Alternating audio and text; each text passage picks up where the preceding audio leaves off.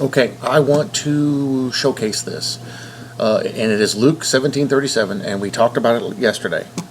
There's something in here that we need to look at closer. And Lepa brought it up. The body of Christ and eagles are aero in Greek, which means air. There the body will be with him in the air. Well, there's even more to it than that. But first we need to know where or why this is important. And I want to share what this guy talked about. And nothing negative to this guy, but this is what most people's understanding were. And what's funny is I used to believe, what this was talking about too. But I never could find anything else in the Bible that went with it. Because there's no singular thing in the Bible. Everything has supporting scripture for it. And that's one of the things that I use to prove whether or not something somebody is saying is true. Is there any other supporting scripture to support that concept of that particular verse or idea? And once you go into that and start proving that, this is where I came up with the thing about Mystery Babylon. There's nothing in the Bible that supports America, but it does support Israel. But we do this with everything, and you find all the answers you're looking for. And I never could figure out what Luke 17:37 was talking about. And this is it here. And they answered and said to him, "Where, Lord?" So he said to them, "Wherever the body is, there the eagles will be gathered together." Now instantly you think, okay, eagles probably talking about vultures and its bodies. It's a pile of bodies. And I always thought that's what that was talking about, and that's what everybody's been taught about that. Well, there's more to it. And I'm going to read some of this guy's stuff, so you get an idea of what I'm talking about, of where people are getting their original ideas from. But there's so much more, and I'll show you that. Luke 17:37 may be the most overlooked Bible prophecy verse in the entire Bible. I agree. Now that I see what I see, I agree. It's actually a rapture verse. I have not seen many Bible prophecy commentators address Luke 17:37 in my many years of study. Despite being overlooked, Luke 17:37 may be the most important Bible prophecy verses in the Bible. In fact, studying Luke 17:37 caused me to reevaluate many assumptions I had about the end times, and caused others to reevaluate everything they were taught about the end times. He's talking about the rapture, and he's talking about the timing of the rapture. In this article, I will highlight Luke 17:37 while discussing several important end time passages. The days of Noah. Now I'm reading in this because this is what most people believe about this. And nobody could ever answer why there was nothing else that supported this, because there's literally nothing else in the Bible that supports it. Christ compared the time of his coming to the days of Noah. Christ discussed how people in Noah's time lived life unaware of their impending doom before the flood. That's today. Similarly, many people in the end times will be living life unaware of their impending doom before Christ's coming. Christ also added that some will be taken away while others will be left behind when he comes. But as the days of Noah were, so also the coming of the Son of Man be. For as in the days that were before the flood, they were eating and drinking, marrying and giving in marriage until the day that Noah entered into the ark. And he knew not until the flood came, and knew not till the flood came and took them all away. So shall also the coming of the Son of Man be. Then shall be two in the field, one will be taken and the other left. Two women will be grinding at the mill, one shall be taken and the other left. It's in Matthew 24. You guys know that. We covered Matthew 24 a few times already. Many assume that the righteous will be taken away while the wicked will be left behind. But is this assumption correct? I never assumed that. When I read that, what I thought was whoever's being taken, their bodies are being dropped. Either it's the righteous sloughing off their body for the new one, or it was the wicked, or something else was going on. But I never could prove it till today. Literally today. Luke 17 also describes Christ talking about the days of Noah. Luke adds that the disciples asked Christ about the destination of those who will be taken. Christ gave a really interesting answer to his disciples' question. And the answer was what we just read, Luke 17:37. Where he says, "Wheresoever the body is, there will the eagles be gathered." Luke 17:37 says, "Wherever the body is, thither will the eagles be gathered." The same statement is found in Matthew 24:28, except that the word body is replaced with carcass. But is it the same word? And this is what we're going to look at. "For as the lightning cometh out of the east and shineth even unto the west, so shall also the coming of the Son of Man be. For wheresoever the carcass is, there will the eagles be gathered together." Now he noticed, oh yeah, he did change it, okay.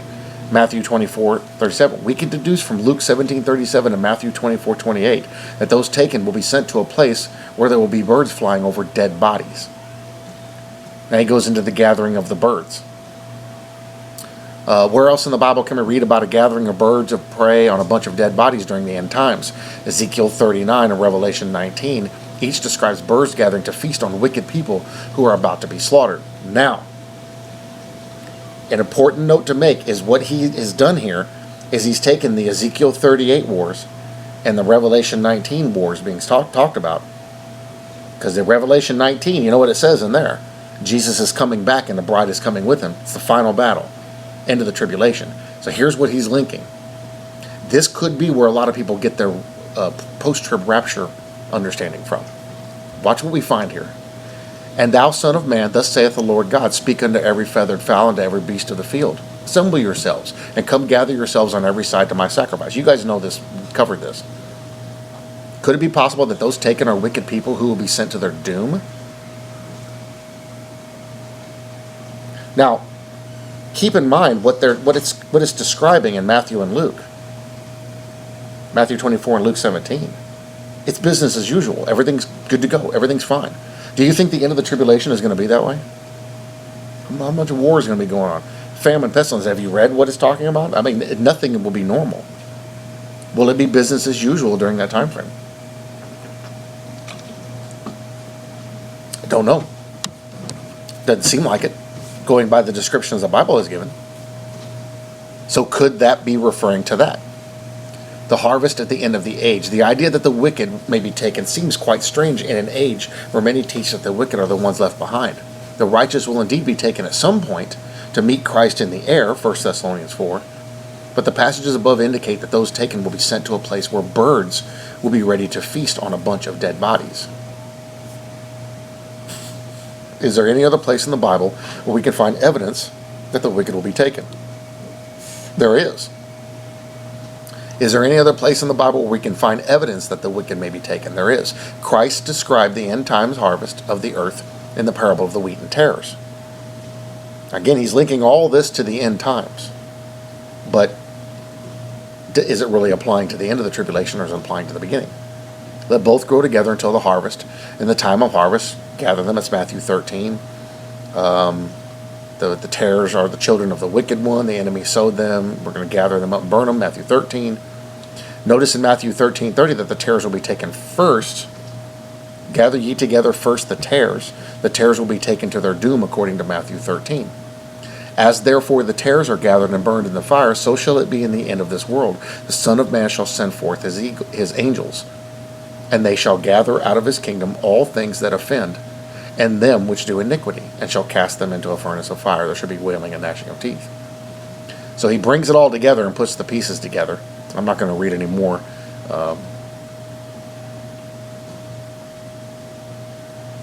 Let's read his final thought here. As I mentioned, many assume that the righteous will be taken away while the wicked will be left, because when they read Matthew 24:40 through 41 and Luke 17:34 through 36, the passages I shared in the article suggest that the wicked will actually be taken first. I'm not the only one who has reached this finding. Most people believe this. I know of others who came to a similar conclusion and had their end-time viewpoints completely transformed by it. I know it's not easy to accept the idea that the wicked are the ones taken in Matthew 24 and Luke 17. It took me over 2 years before I was ready to accept a proper view of these passages. I hope you will not take as long as me to reach the same conclusion. Okay. So let's go to Matthew 24:28 first. Matthew 24:28. Right here. For wherever the carcass is, there the eagles will be gathered together. What is he talking about here? And this is the same thing that Luke 17 is talking about. See, I have told you beforehand. Therefore, if they say to you, look, he is in the desert, do not go. Or look, he is in the inner rooms, do not believe it. For as the lightning comes from the east and flashes to the west, so also will the coming of the Son of Man be. For wherever the carcass is, there the eagles will be gathered together. Let's take a look at the Greek.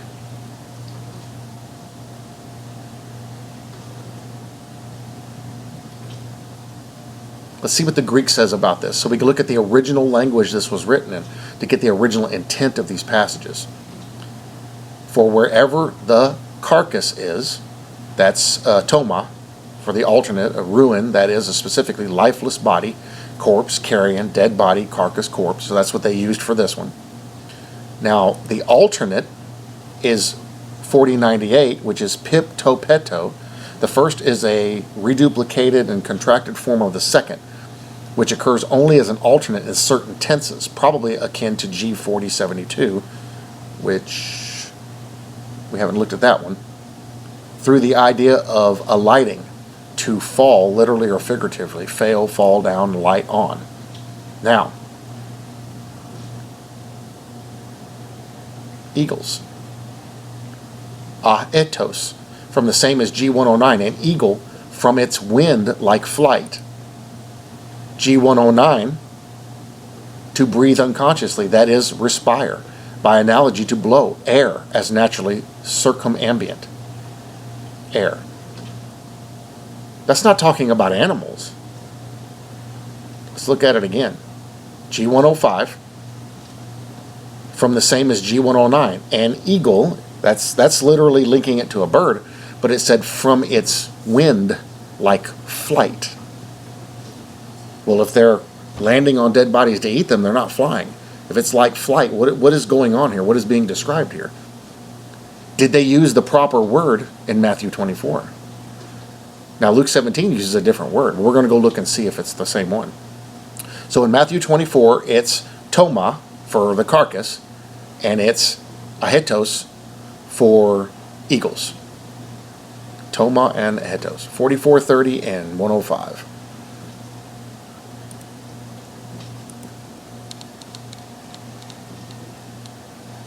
Now, Luke,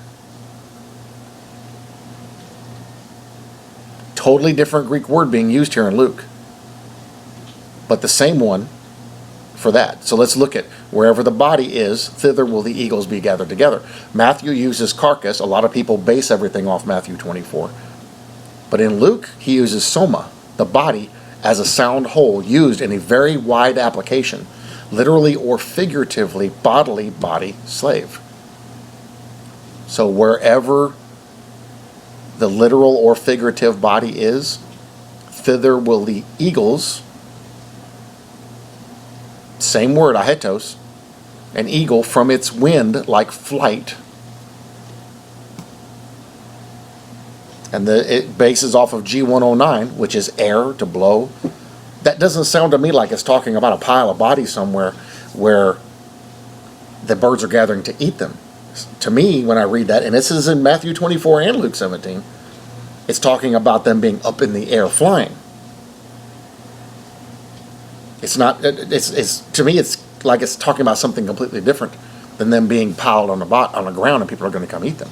So these, I don't think these are accounting for that Ezekiel 38 war, the 39 war, and the Revelation 19, which is the end. The Revelation 19 is talking about the very end of the tribulation when Jesus returns, the second coming. To me, this isn't talking about that. But this is what most people believe. Most people think that that's referring to. This isn't an isolated understanding. It may be this is where they're getting post-trib rapture from, because we're all still going to be here. But the thing is, we're not. And you got to think about the tribulation. Is it going to be business as usual? Because when you read the description in the book of Revelations, it sure doesn't seem like it. Now, let's dig a little deeper into eagles and look what else is being said about it here throughout the Bible. It's all over the Bible. Exodus 19:4. You have seen what I did to the Egyptians, and how I bore you on eagle's wings and brought you to myself.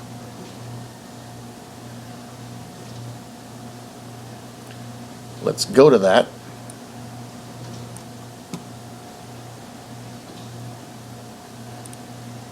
Oh, come on.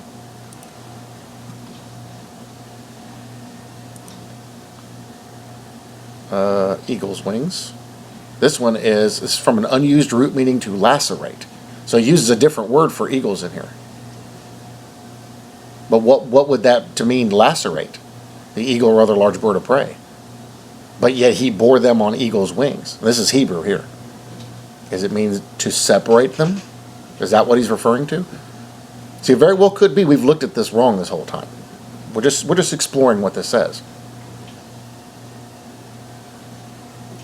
And the wings are edge, extremity, bird, army, wing. Let's see. 2 Samuel 1:23, Saul and Jonathan were beloved and pleasant in their lives, and in their death they were not divided. They were swifter than eagles, they were stronger than lions. And in their death they were swifter than eagles and stronger than lions? That's kind of interesting.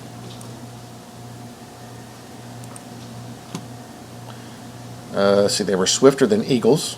This one is min, or minne, properly a part of, hence, from the out of in many senses, above, after, among, at, because of, by reason of, from among of. It's very interesting how we're seeing different words being used for eagles.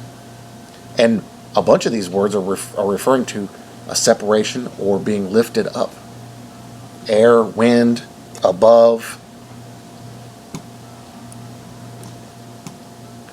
Let's see, Proverbs 30:17. The eye that mocks the father and scorns obedience to his mother, the ravens of the valley will pluck it out, and the young eagles will eat it. I'm interested to see what this is referring to because I think I have an idea. And the young eagles to lacerate, to separate. See, the definition doesn't match the tense that it's being used in. And the young eagles, you think of a bird, is going to eat it. Is the bird going to eat it? Or is this referring to something in specific? Or a specific group of people? Could be meaning a specific group of people. Because we are separated from the world, lacerated and removed, taken up in the air, meet the Lord in the air. Just saying, we may have been looking at this wrong this whole time. Isaiah 40:31. But those who wait on the Lord shall renew their strength. They shall mount up with wings like eagles. They shall run and not be weary. They shall walk and not be faint. Let's look at that one. Wings like eagles. Same thing. Oops.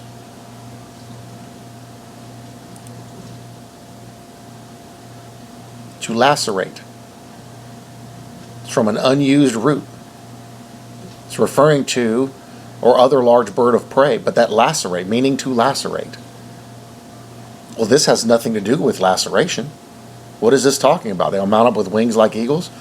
Does it mean they will mount up with wings like eagles? Is it talking about those who are removed? See, when you look at this, it's like, oh, wait a minute, something doesn't make sense here. Because this is talking about, when you picture reading this, they that wait on the Lord shall renew their strength. They shall mount up with wings like eagles. They shall run and not be weary. They're going to be grand. They're going to, angels, wings, powerful, being lifted up. They shall mount up. They shall mount up. That word literally is to ascend. I think we may have been looking at this wrong the whole time. There could be a hidden meaning within here. Now again, we're still looking in the Hebrew. But what this doesn't make sense, what it's talking about. To me, lacerate, that's separation. Because when you lacerate, you separate the skin. You open the hand up if you lacerate your hand. Could this be talking about those who are removed? Those who are separate? What is wings? A pinion. Long wing or winged. Aber, a pinion. A pinion is something can turn. Or an anchor point. Everything about this, they shall mount up, is all about being taken up, depart, exalt. Look at this. This is amazing. To ascend, or active mount, used in a great variety of senses, primary and secondary, literally and figuratively. Arise, up, cause to ascend up, at once, break the day up, bring up, cause to burn, carry up, cast up, shew, climb up, cause to, make to, come up, cut off, drawn, cut off, separated, lacerated, cut off, drawn, depart, exalt, excel, fall, fetch up, get up, make to go, away, up, grow, over. Everything's about going up. They shall mount up with wings like eagles, lacerate. Remember what it showed in here? To separate, lacerate, that's separation, same usage of the word. And we can even look it up.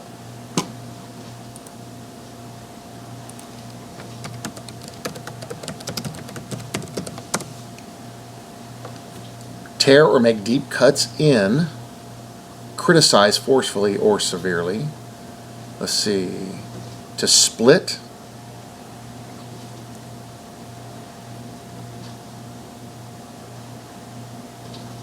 see if there's any more to it. They're using the Hebrew there.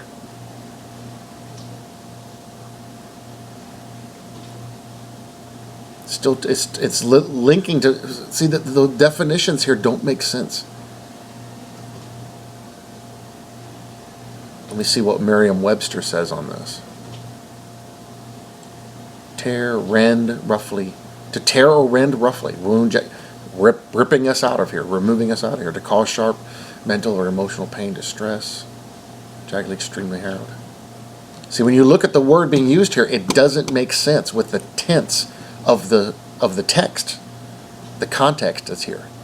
But they that wait upon the Lord. So let's take that definition for lacerate.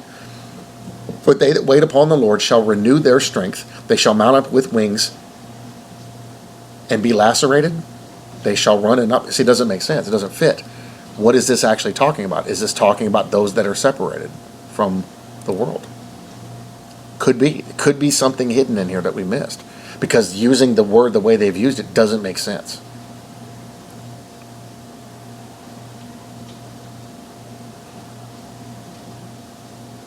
Let's look up Nesher, or Nasher, and see what that says.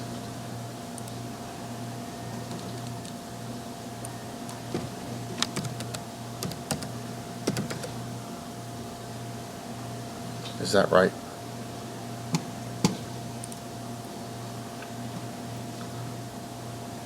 Yeah, Nasher.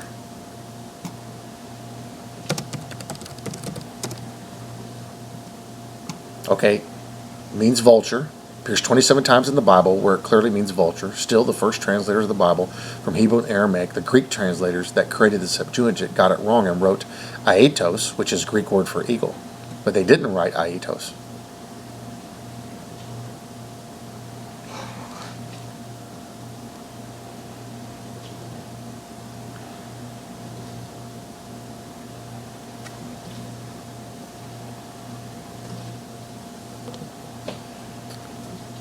See, this is what is confusing about this, is when you look at this and the meaning of it and how it's being used, it doesn't make sense. Now, again, we're still in the Old Testament.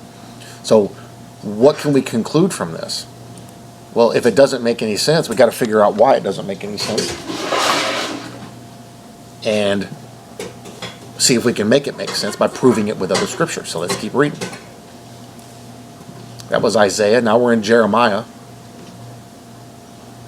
Behold, Jeremiah 4:13, behold, he shall come up like clouds, and his chariots like a whirlwind, his horses are swifter than eagles. Now, what word are they using there? That's clearly describing eagles. Let's take a look. Then eagles. This is the other word being used.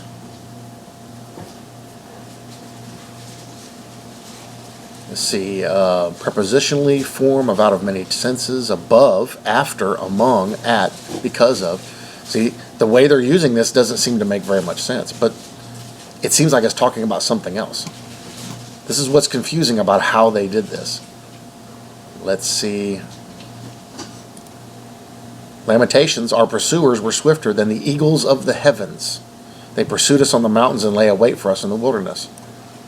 The eagles of the heavens. Let's look at that one. See, this is the one again. Above, after, among, at, because of, by reason of, from, among, which is removal. Out of, which is removal. Over, since then, through, whether, with. So the sense that I'm getting from this is talking about somebody who is different, somebody who's separated, somebody who's elevated above those things. Maybe the people who were taken up. Now, again, many of these may not be referring to that. We'll get down into the New Testament here in a minute and see what they have to say about it. So here's Daniel.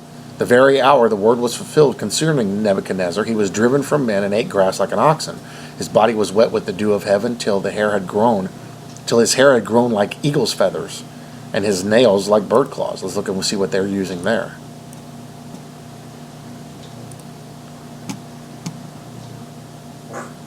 corresponding to H5404, an eagle. So this is a literal for eagle. Okay? Now let's go. Now the only two we have here left from the New Testament are Matthew and Luke. For where the carcass is, there the eagles will be gathered. Let's go back and check that one. From the same as G109, an eagle, from its wind-like flight. And then we go into G109, to breathe unconsciously, that is, respire, by analogy to blow air, as naturally, circumambient air. See, that usage doesn't make sense in the context of it's going to be birds that are going to eat the dead bodies, because of the way that Greek word is being used in that context. Because when you read it, for wherever the carcass is, there the eagles will be gathered, immediately you think of this is where the bodies are, because it says carcass, right? Which is tomor, the alternate of G4098, a ruin that is specifically a lifeless body or corpse, or carrying dead body, carcass, or corpse. But the root it comes from the second, which occurs in alternate certain tense, probably akin to G4072, to the idea of alighting, to fall, literally or figuratively, fail, fall down, or light on. See how the confusion can come up in this stuff? That's pipto or peto. Peto, 4072. Let's click on, it's not going to show me. Okay, 4072. G4072. Let's look at what that is.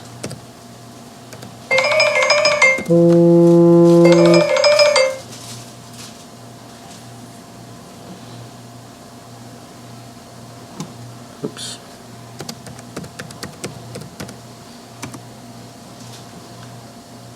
All right, now this is pedomai.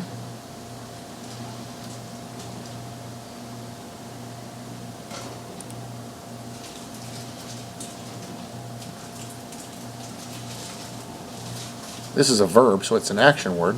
To fly.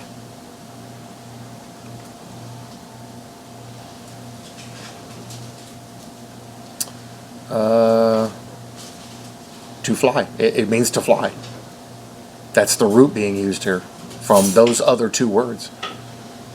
Now this particular one is used, this particular version of this is used, Revelation 4:7. Flying eagle. Flying through the midst of heaven, Revelation 8:13. Revelation 12:14. And to the woman were given 2 wings of a great eagle, that she might fly into the wilderness. There's an eagle again. Well, I wonder why Revelation 12 didn't come up in my search query. We're going to look at that. Revelation 14:6. And I saw another angel fly in the midst of heaven. Revelation 19. Cried with a loud voice, saying, all fly of the air in the midst of heaven. That's the one where they're telling them to come and get the bodies. So is this referring to that in Revelation 19, or is it referring to the rapture? I don't know. But let's go to look at Revelation 12:14. We'll do that here in just a second. Let's go back to this. So that didn't show up on here for some reason. We're going to go look at it. We'll see what it says in the New King James. So now here's the one for Luke. He said, wherever the body is, thither will the eagles be. And this one is from the same as G109, an eagle, from its wind-like flight. G109, breathe, air, which compares to G5594. Let's go look at G5594.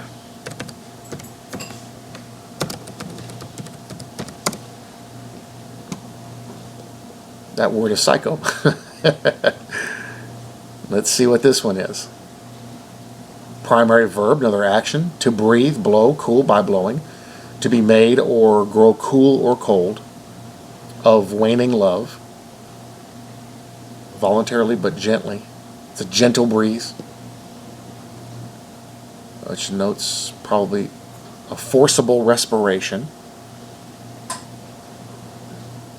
And on the other, from the base of G109, which refers properly to an inanimate breeze. So it kind of doesn't make sense where they're getting this from. But we're going to go over to Revelation, because this should have been, Revelation 12 should have been in there. Revelation 12:14. Let's go take a look at that real quick. Revelation 12:14. And the woman were given 2 wings of a great eagle. Now, why didn't that pop up? Because look.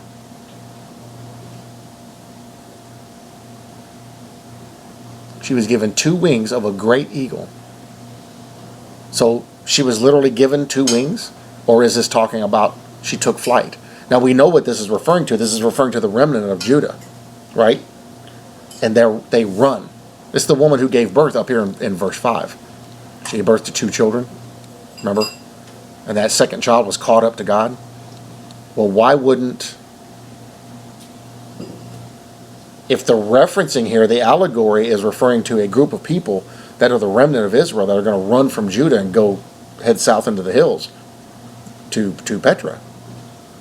Well, if allegorically she's going to be given wings to fly out there, as it says that she might fly into the wilderness, into her place where she is nourished for a time, times, and half a time. They're going to be there for 3.5 years.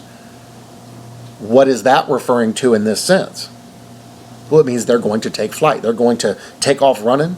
Some might drive. Most of them probably just going to go on foot, but they're going to get there quickly. They're going to shoot, and they're going to be taken. It may be that they don't sense how quickly they're taken, and maybe the Lord takes them and like he did Peter. Remember, he snatched Peter up from the eunuch, the Ethiopian eunuch, and immediately he was in another place. The same thing could be happening here. When you're looking at the allegory of what's being referred to here, the sense we're getting is that it's going to be a removal, or it's going to be a change of location. They're going to be given rings of a great eagle that she might fly into the wilderness. She's going to take off to go to the place where she's supposed to go. That group of people. That would be a rapture from one place to another. They were taken up and drop down. They may not realize it happened, but that could be how it happens. It'll be quick. They're going to boogie. They're going to get out of there fast. Now, let's go back to Luke. What is Luke talking about?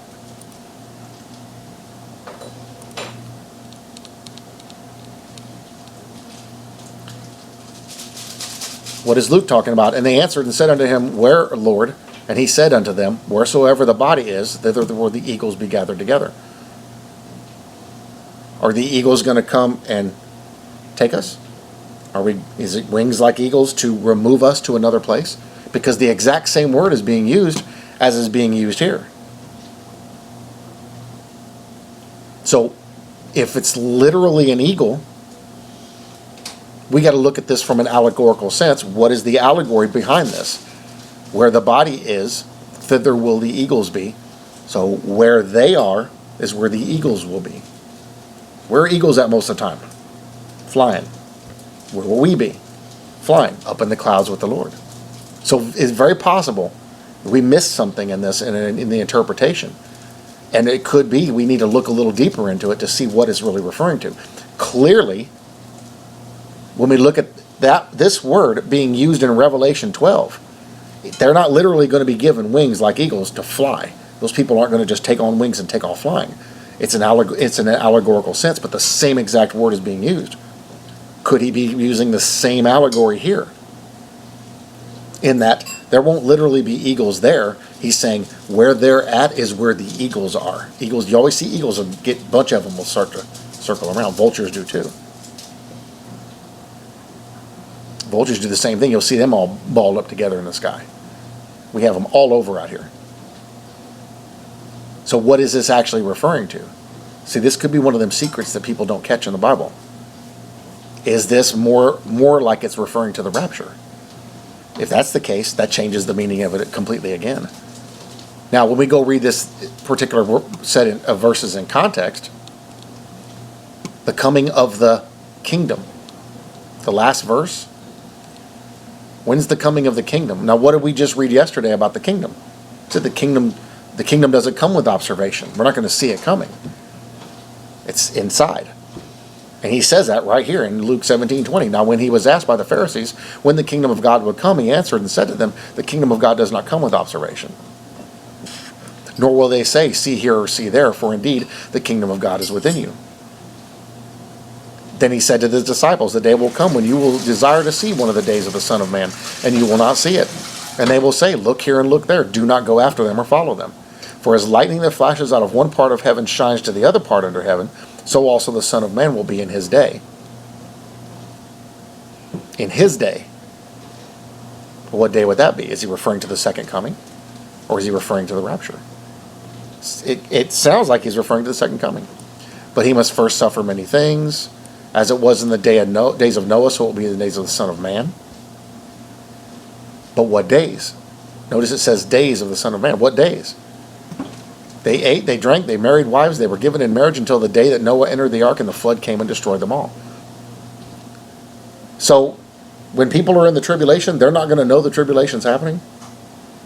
And at the end of the thing, it's going to be business as usual, everything's going to be fine, and all of a sudden he's going to show. Well, then why does the book of Revelation say all eyes will see him coming and will mourn?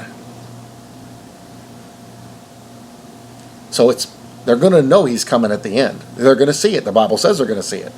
All eyes will see him coming on the clouds of heaven with great power. And all the tribes of the earth will mourn.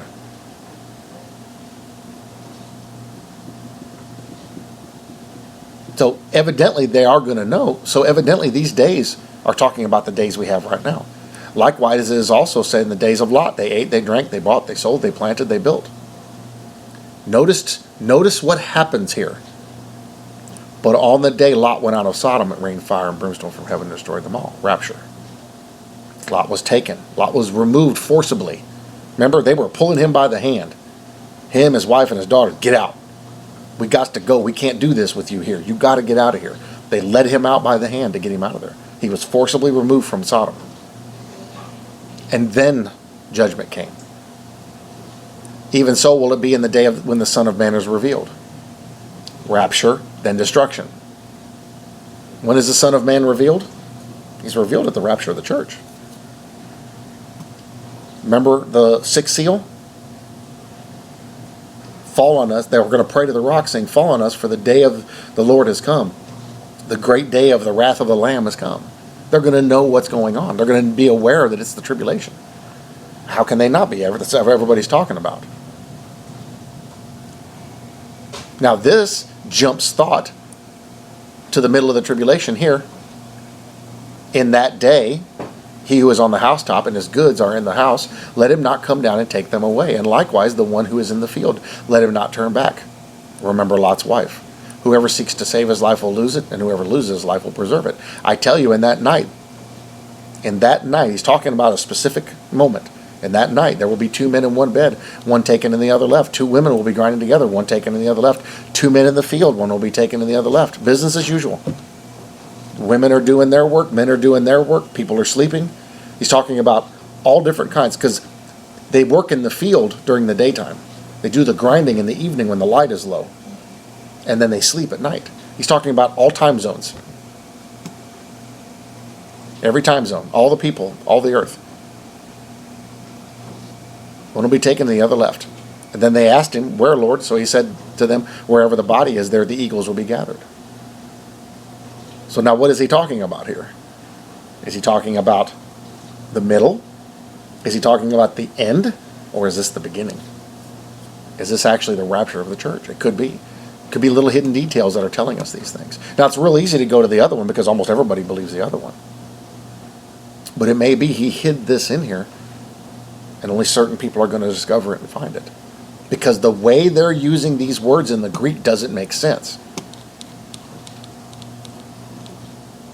Especially when you see the exact same word being used in another passage where that particular passage is allegorical but is using a direct reference to an eagle. Doesn't make sense. So what is this actually talking about? If it's referring to an actual bird, what is this now talking about? Is it bodies on the ground or is it people in the air? Don't know. Could be. Pretty interesting to look at this and see this, though, because now this changes. This causes one to stop and think, wait a minute. There's a bunch of stuff like this in the Bible that I need to go look at because there's more hidden secrets in here that we don't know about. Now let's go back to Matthew 24 and look at Matthew 24. For wherever the carcass is, there the eagles will be gathered. See, let's go up a little bit.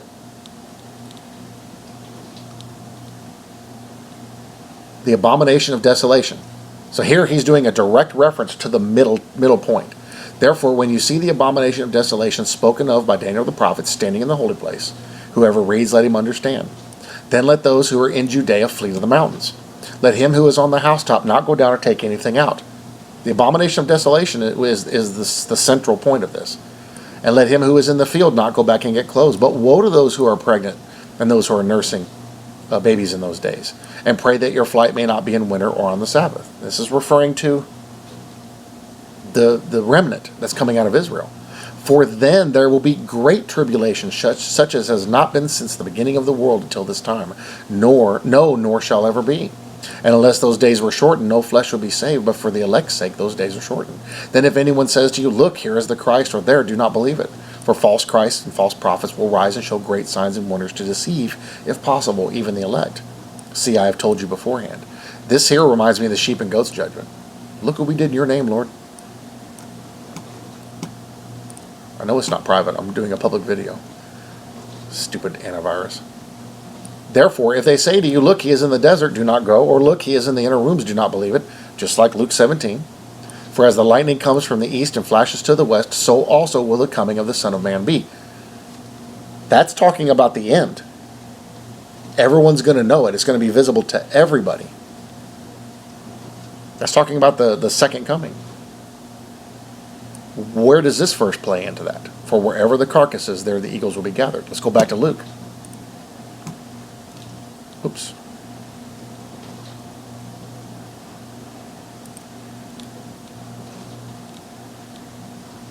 Let's see. Let's go up here. Yeah, the coming of the kingdom. And you see the same thing is being described here. The exact same thing is being described. There's just a little bit more detail.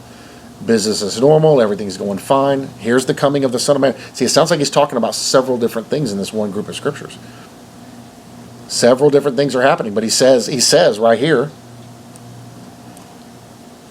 the whole world's going to know when I'm coming. That's his second coming. He's talking about abomination of desolation when they run. Even so, it will be in the day of the Son of Man is revealed. In that day, the day when the Son of Man has been revealed, in that day, he who is on the housetop, his goods are in the house, let him not come down and take them. He's going to run. Remember Lot's wife. Run. Going to be running. That's the middle point. I tell you, on that night, then they're like, where, Lord? Wherever the body is, there the eagles will be gathered. Could that be talking about rapture of the church? Now, if we apply that to the middle point of the tribulation, what he was just talking about in context, so ponder this with me. If we take this context here and we assume everything, all of this applies to the same thought, the exact same thought. He's talking about his second coming, right? You see clearly he's talking about the second coming. So also the Son of Man will be in his day, the second coming. So here's what we can deduce from this. If all these scriptures are talking about the exact same thing, at the second coming, you're going to see the abomination of desolation. It's going to be business as usual. When it happens, you're going to run and hide in the wilderness, and you're going to be there for 3.5 years, according to Matthew 24. Then all these people are going to get taken up, and they're going to be the Ezekiel 38 and 39 where this is talked about eagles being invited to the feast. So all that's going to happen on the same day, and that's going to be the second coming. See, it doesn't make sense, does it? None of that stuff seems to relate to any of that stuff. We see mentions of the second coming. We see mentions of the beginning of the tribulation. We see mentions of the middle of the tribulation. We see mentions of the time before the tribulation. See, several different thoughts are contained within this group of scriptures. This all doesn't apply to the same day. Because if that's the case, that means Jesus comes back when the abomination of desolation happens. Doesn't Daniel say that the abomination of desolation is at the midway point? they're going to go hide for 3.5 years where they're taken care of. So it's going to be 3.5 years after Jesus comes back? Why are they hiding if Jesus has returned? See, it doesn't make sense. So there's several different subjects being talked about in here. These are the things, these are the secrets in the Bible we have to watch for. This is the kind of stuff that really causes you to pay attention and look at what's going on. Because if that's the case, there's a bunch of stuff we've read in the Bible that does not make sense and doesn't go together. But if we look at this for what it looks like it's really saying, it's talking about several different things at one time. Jesus changes his thought. Son of Man is revealed. That's not the middle part of the tribulation. That's at the end of the tribulation when he's revealed. All eye will see him. Then he talks about in that day, he changes the subject. In that day, the halfway mark, when the abomination of desolation happens in the temple, which is talked about in 3 other places in the Bible, they're going to run. The remnant from Judea are going to run. This is very clearly and specifically described. So he changed subject from one to the other. Then he goes down here, I tell you in that night. Now he changes subjects again. So they're going to be taken, if that's referring to those people in 3 verses up, the ones that are running. Now is he talking about only one is going to go and the other is going to be left and they're all going to be dead and they're all going to lay in the thing? See, if you take this as all the same subject, it doesn't make sense. He's telling them to run, but now at the bottom he's telling them their bodies are going to be piled up.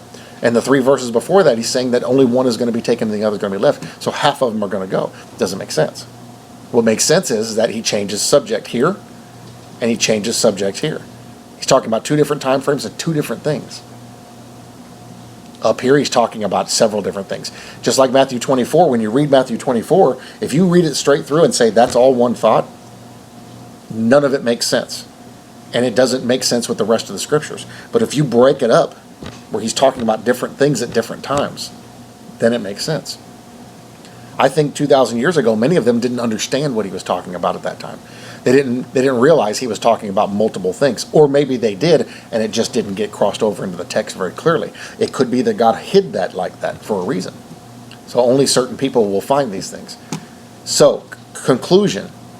When I read this and look at all the evidence that's there, and I could be wrong, this verse, these verses, are talking about the rapture of the church. Let's see.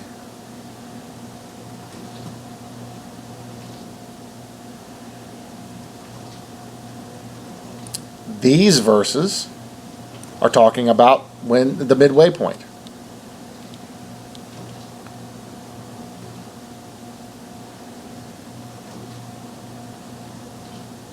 And these verses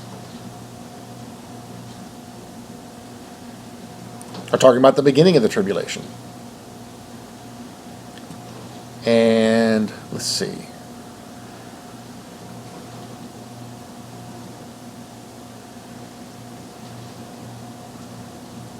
And these verses are talking about the second coming.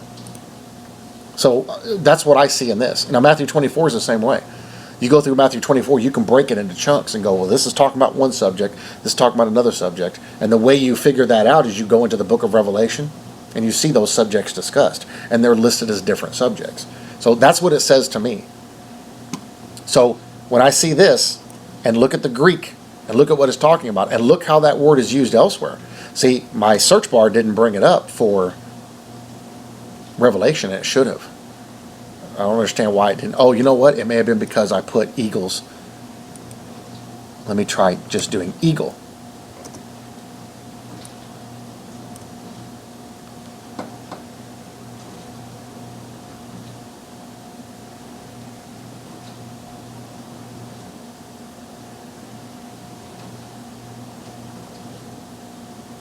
Now the referencing here, you see a lot of referencing going on in here too, in the way they're using it. The way of an eagle in the air. Fly like an eagle. Nest as high as the eagle. Fly like the eagle. Face of an eagle. Face of an eagle. A great eagle with large wings and long pinions, full of feathers and various colors, came to Lebanon and took the cedar, the highest branch. Great eagle, and had eagle's wings. That's in Daniel. Like an eagle, high as an eagle. So, all the stuff I'm seeing here, to me, these are all hints of what he's talking about here. Now, down here, we actually have several. Revelation 4:7, the first living creature was like a lion, the second living creature like a calf, and the third living creature had the face like a man, and the fourth living creature was like a flying eagle. So he's talking about nations. Then Revelation 12:14, but the woman was given 2 wings of a great eagle, that she might fly into the wilderness to her place, where she is nourished for times and half a time. Now, where the eagles are gathered. And this is just deduction, putting the pieces together of stuff that doesn't make sense or doesn't seem to make sense, and looking how it's being used elsewhere. And it's like, wait a second, that's talking about something else. So this could be, since this same exact Greek word in Luke 17:37 is the same exact Greek word Luke used in Revelation 12:14, it very well could be Jesus is using allegory in this particular statement that he made. And he could be referring to where they're going to be in reference to where eagles fly up in the clouds. So that's just what I get out of it. Now, like I said, I may not be right, but just after what we looked at, what conclusion can we come to on this? Let's take another look at the Greek. So when you read Luke 17:37, and they answered and said unto him, where, Lord? Because he just told about the bodies. And the body is where thither will the eagles will be gathered together. Wherever the body is, that's where the eagles are going to be. And it's ahetos, an eagle, from its wind-like flight. We go to Revelation 12:14, and we know Revelation 12:5 is we see the rapture of the church. 12:14, same exact word is being used. So if that's referring to a literal eagle in both sense, and this one is heavily allegorical in what it's describing symbolism. If Jesus been using symbolism in Luke 17:37? It's possible. So this is how you prove the Bible with the Bible. Like I said, I could be wrong. It could be talking about something completely different. But looking at this, to me this makes more sense because it matches more with the scripture than what the other one says. The other one doesn't make any sense because it lumps a whole bunch of events right at the second coming, when elsewhere in the Bible some of those events are being described specifically as happening at the halfway point. Take all that into account, it's like, wait a minute, something's different here. Because right here it says she's going to be there times and half a time from the face of the serpent. She's going to be hidden there for 3.5 years. So if this is something that's going to happen at the Jesus' second coming, like Luke seems to indicate, if you take all that as one thought, that would mean that she's going to be there for 3.5 years after the end of the tribulation. That doesn't make sense. Or is Jesus' second coming at the midway point of the tribulation? See, things get all wonky when you look at it like that. So you got to take a little step back and look at it a little bit closer. And to me, Luke 17:37 may very well be talking about the rapture of the church. Actually, it'll be the last couple. It'll be these right here. Maybe talking about the rapture of the church. So that's just what I got out of it. I wanted to show that to you guys. I mean, even the context of the other conversations that he's having. Temptations to sin, flee them. Increase our faith. Be more faithful. He talks about the unworthy servant. He cleanses lepers. Then he talks about the coming kingdom. He talks about several things happening before that time frame happens. When I read this list, this is also different events that are going to happen before the end. And when I read Matthew 24, same thing. I see different subjects being talked about. So anyway, you guys come to your conclusion. Do your own studies on that and see what you come up with. But I find that very interesting.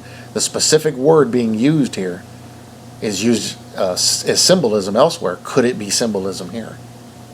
In many cases, in most cases, the word for eagles, whether it be the Hebrew word or the Greek word, is being used as symbolism. It's not specifically speaking of one type of bird. Even though it's the word for that bird, it could be symbolism. And they may have done that on purpose for people to go dig deeper and to discover the truth. I don't know. It could be. Most likely, to me, most likely that's the case. All right, so I wanted to share that with you guys. You all do your own digging. See what you come up with.